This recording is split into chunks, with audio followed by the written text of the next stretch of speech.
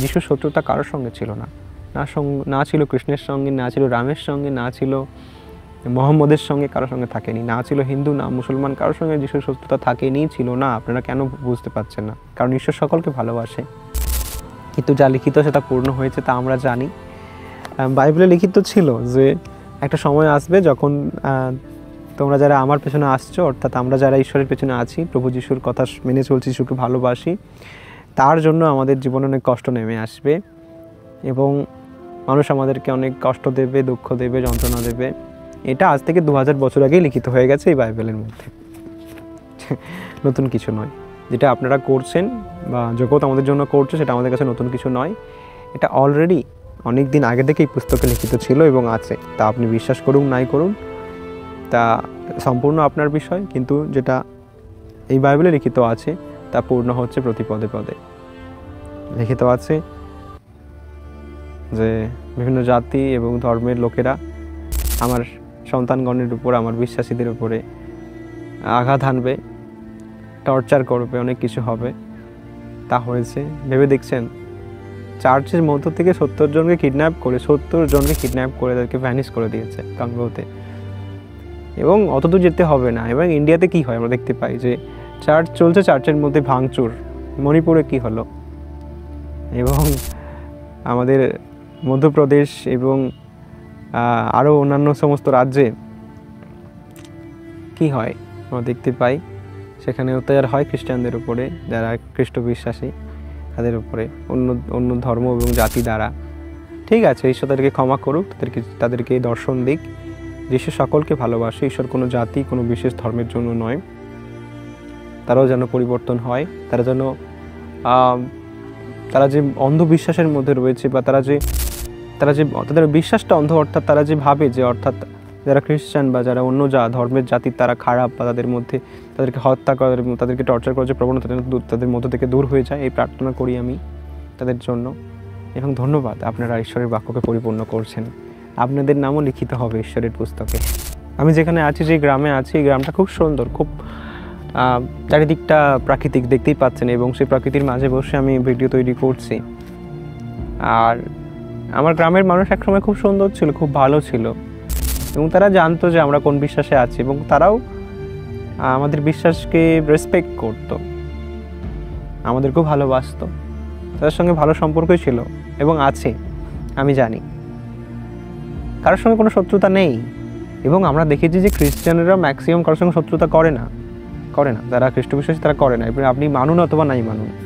হ্যাঁ, ব্রিটিশরা, ইংরেজরা তারা করে গিয়েছে, তারা কিন্তু আসলেই ছিল না সেই রকম, তাদের উদ্দেশ্য অন্য ছিল। তারা কিন্তু ঈশ্বরকে প্রচার করতে আসেনি, তারা কিন্তু মানুষের সেবা করতে আসেনি।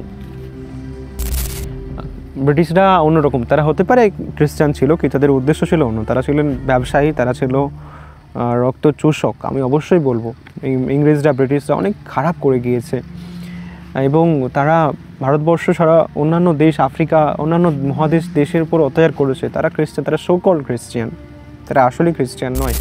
যারা আসলেই খ্রিস্ট জাতির, অর্থাৎ খ্রিস্টের, তাদেরকে খ্রিস্টান বলা যায় না, তারা খ্রিস্টের সন্তান যারা প্রকৃতভাবে, তারা সত্যি কিন্তু কারো ক্ষতি করেনি, তাদের সাথে কারো শত্রুতাও নেই। কারণ শত্রুতা হলো খ্রিস্টের বিরোধিতা। যদি আমি আপনার সঙ্গে শত্রুতা করি, অর্থাৎ আপনি হয়তো অন্য ধর্মের বা অন্য জাতির, এবং আপনার সঙ্গে যদি আমি শত্রুতা তৈরি করি, তার মানে আমি খ্রিস্টের বিরুদ্ধে যাচ্ছি। খ্রিস্ট কারোর সঙ্গে শত্রুতা তৈরি করেনি। আমি আবার বলছি, যিশুর শত্রুতা কারোর সঙ্গে ছিল না, না ছিল কৃষ্ণের সঙ্গে, না ছিল রামের সঙ্গে, না ছিল মোহাম্মদের সঙ্গে, কারোর সঙ্গে থাকেনি, না ছিল হিন্দু না মুসলমান, কারোর সঙ্গে যিশুর শত্রুতা থাকেনি, ছিল না। আপনারা কেন বুঝতে পারছেন না? তার শত্রুতা শয়তানের সঙ্গে। কিন্তু জানি না হঠাৎ করে কি হলো, যেটা বলছিলাম যে আমাদের গ্রামের মানুষ ঠিকই ছিল, সব ভালোই ছিল, কিন্তু জানি না হঠাৎ করে কি হলো, মানুষজন আজ আমাদের উপর ক্ষিপ্র হয়ে উঠেছে। আমি জানি না বন্ধুরা কতদিন আপনারা ভিডিও পাবেন আমার এইভাবে। আমি প্রার্থনা করি যেন ঈশ্বর আমাদেরকে দীর্ঘায়ু দেয়, যেন তার মহিমা করতে পারি, তার ভালোবাসা জগতের মধ্যে ছড়িয়ে দিতে পারি। কিন্তু জানি না, সত্যি জানি না যার কতদিন আমার এলাকার মানুষেরা শান্ত থাকবে, কারণ তারাও জানি না কোন এক অজানা রোগে আক্রান্ত হয়েছে, কারণ তারাও হঠাৎ তাদের মধ্যে ক্ষিপ্রতা, হিংস্রতা কোত্থেকে এলো আমি জানি না, বুঝতে পারছি না। তারা আজ আমাদের সাথে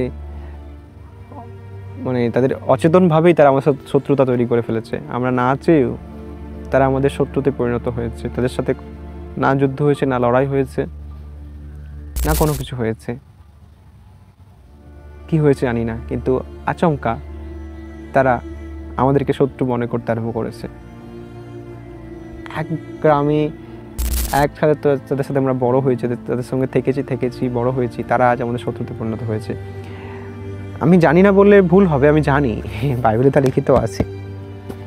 বলছে প্রতিবেশীর বিরুদ্ধে প্রতিবেশী, ভাইয়ের বিরুদ্ধে ভাই, সন্তানের বিরুদ্ধে বাবা যখন উঠবে, তখন মনে করিও যে আমার আসার সময় হয়েছে, অর্থাৎ ঈশ্বরের আসার সময় হয়েছে, প্রভু যিশুর আসার সময় হয়েছে। হয়তো তার আসার সময় হয়েছে, তাই এরকম হচ্ছে, আমি জানি। হয়তো না, আমি বিশ্বাস করি জগতের প্রত্যেক প্রান্তেই তা হচ্ছে এবং ঈশ্বরের বাক্য পূর্ণ হচ্ছে। আমি দুহাত তুলে বলি, সদাপ্রভুর মহিমা হোক, তিনি তাড়াতাড়ি আসুন এবং জগতের প্রত্যেকটা মানুষ যারা দুঃখিত, পীড়িত, একাকিত্বের মধ্যে ভুগছে, তারা যেন ঈশ্বরকে পায় এবং তারা যেন তার মহিমা দেখতে পায়।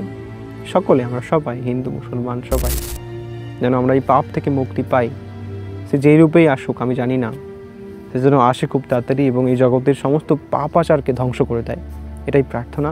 এবং তার বাক্য পূর্ণ হোক, যেমন লিখিত আছে, যখন শেষ সময় সে আসবে, সে জগৎ থেকে মৃত্যুর ছায়া মুছে দেবে, পাপকে সব দিনের জন্য মুছে দেবে এবং তিনি যারা ঈশ্বরকে ভালোবাসে, যারা পাপ থেকে মুখ ফিরিয়েছে, তাদেরকে তিনি সঙ্গে করে তার সঙ্গে নেবেন।